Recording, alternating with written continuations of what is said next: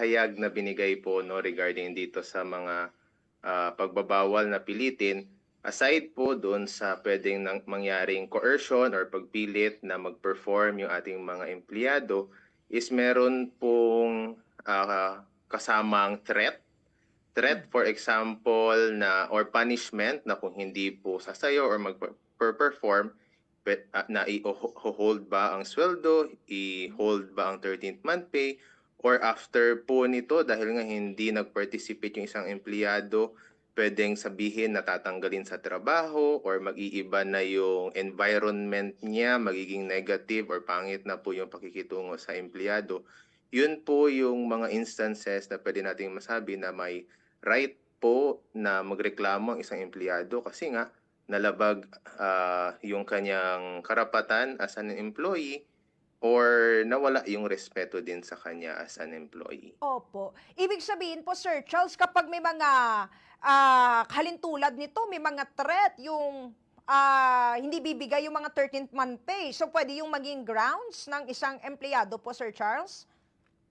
Yes, technically pwede po, lalong-lalo na kung gagawin po talaga.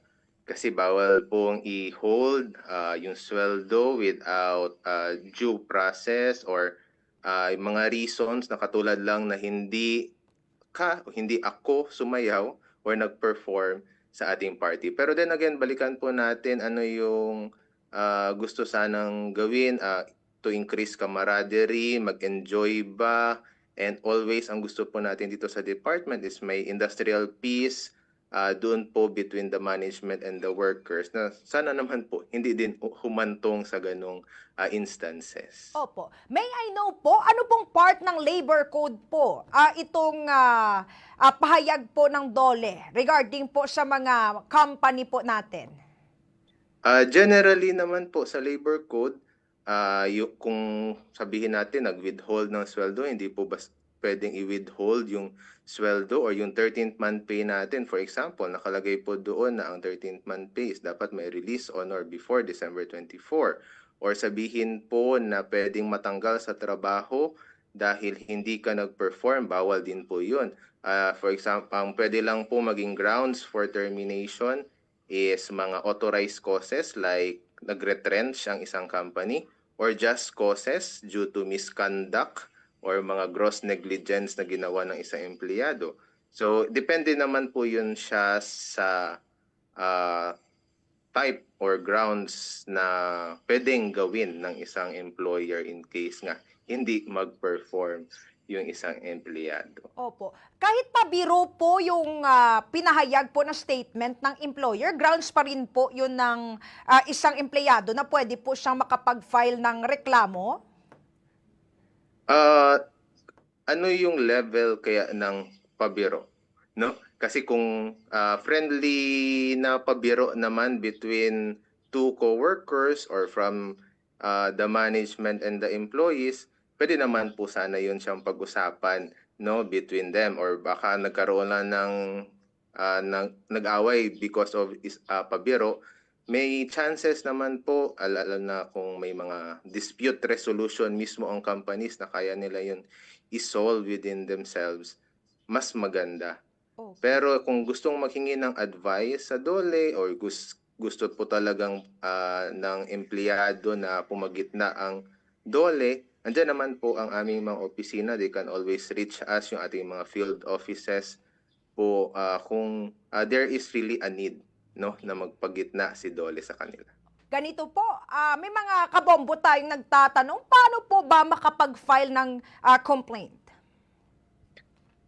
Unang-una, balikan natin yung sabi ko na for industrial peace. Kung kaya lang naman pong pag-usapan, plant level, much better. Pero kung hindi na po talagang kayang pag-usapan between the management and the worker or workers, una, pwede po nilang bisitahin physically yung aming office. Like for example, dito sa Coronadal City, andyan ang ating South Cotabato Field Office. And in case malalayo po tayo sa ating mga field offices, pwede pong mag-file online sa ating arms.dolet.gov.ph. ARMS is ARMS, as in arms, kamay, .dolet.gov.ph. Online na po yun. So, nag-file, magsischedule po tayo ng ating conference, ipapatawag natin yung affected worker and yung management para magkaroon po sana ng amicable settlement between them. Yan yung tinatawag natin na SENA or yung single entry approach na between maximum of 30 days, na within the 30 days ay sana masettle natin yung issues between the management and the workers. Opo. If na-find out po natin na guilty po yung employer, ano po yung mga possible penalties na haharapin niya or nila? Possible scenarios na maging guilty ang ating employer, like winithhold po talaga ang kanilang sweldo, or may notice na ibinigay na tinanggal siya, sinuspend dahil hindi sumali lang sa isang pagsasayaw sa kanilang Christmas party.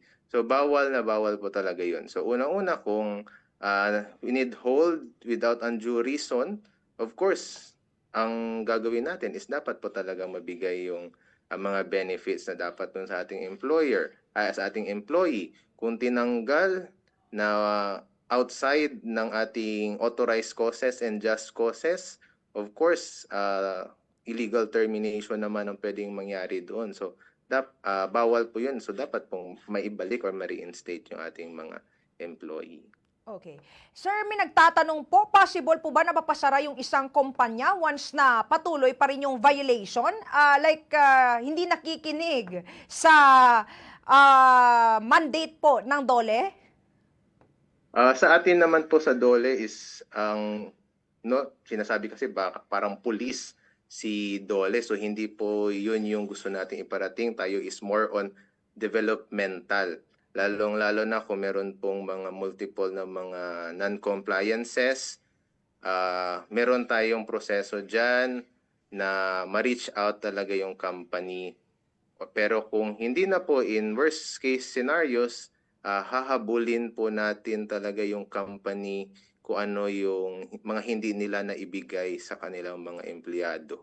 And DOLE is also there not just to assist our employees, pero pati employer kung kailangan po nila ng assistance kung ano ba yung mga dapat and hindi dapat gawin sa mga empleyado nila.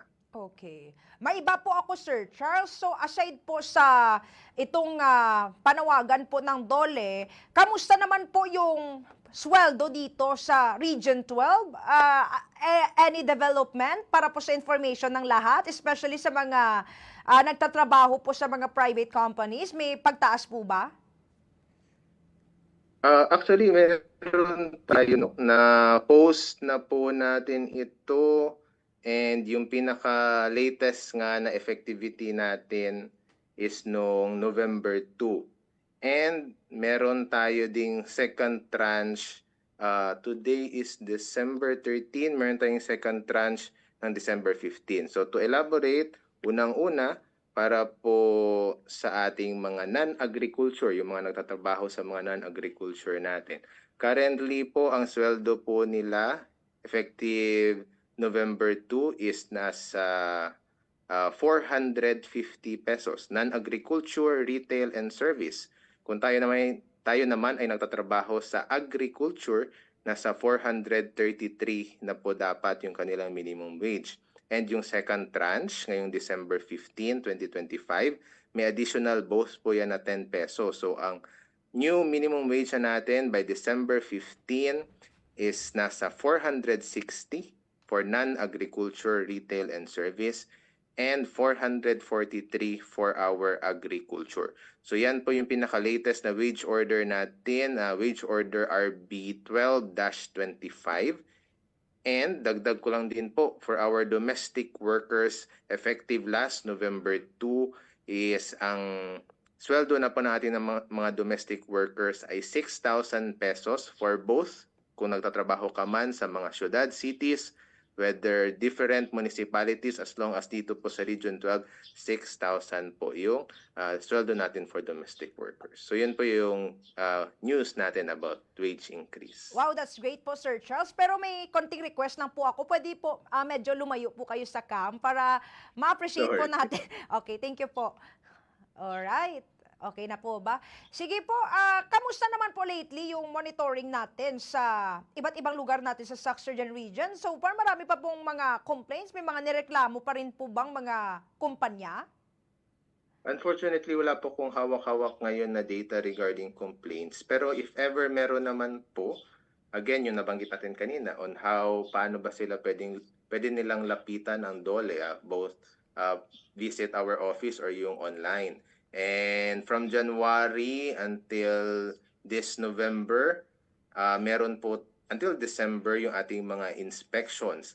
And yung inspection natin for December, meron tayong order from our central office na more on sa mga complaints. Kasi lalong-lalo na sa mga nagrereklamo or anonymously nag-send ng letter sa atin. So pwede po tayo magkaroon ng mga complaint inspection sa kanilang mga establishment. So yun po yung mga mekanismo natin in cases po na may mga paglabag sa batas, more on sa ating mga labor-related issues.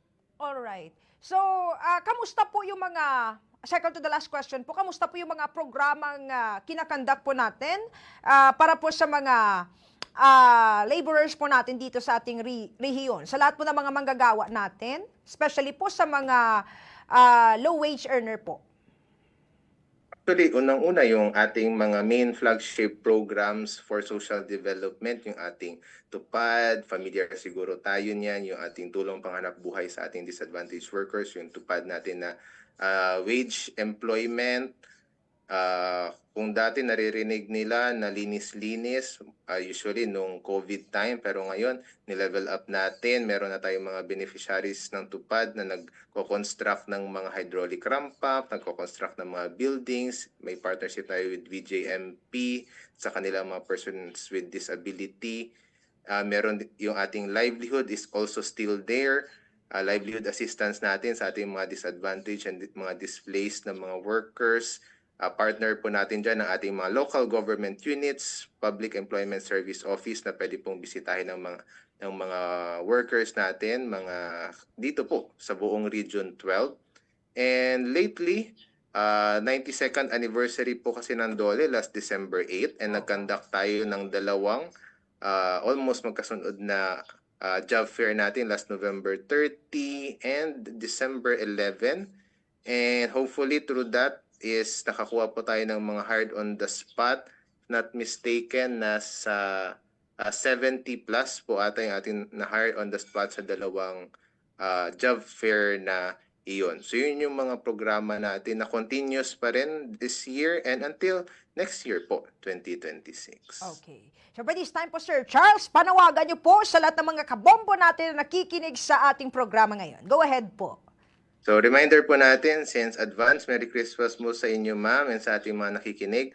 This December 24, ulitin ko, yung 13th month pay natin dapat po maibigay on or before December 24.